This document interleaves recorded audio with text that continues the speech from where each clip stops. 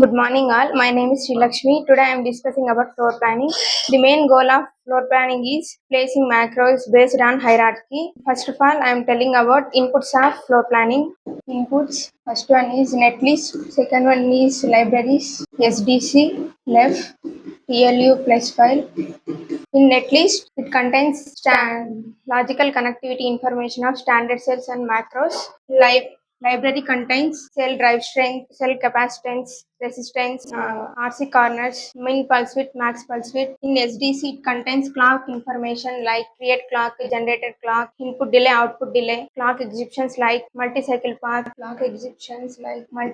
path, half cycle path, false path, disable timing arc, uncertainty. Create clock, we are creating master clock, and next generated clock. Generated clock means created master clock is divided and multiplied by 2. Input delay, output delay, we are defining because of to know the other blocks delay. Clock exceptions, multi-cycle path is used to, we want to capture data in more than one cycle, then we will use multi-cycle path. Half cycle path is used to capture the data in one clock, that time we will use half cycle path. False path is used to, we don't capture the data at particular path, then we will use false path.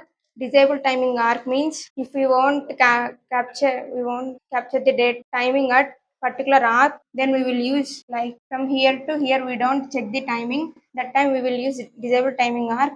Uncertainty is combination of jitter, skew and crosstalk. Left file contains physical information like pin information of macros, standard cells, cell information, metal width, spacing between macros. And TLU plus file contains RC values. RC means resistance capacitance values. It is in non-readable format. Next floor planning steps is first step is read triple-MC. Triple-MC contains create libraries, timing conditions, operating conditions like slow corner, fast corner. Slow corner we will take as setup.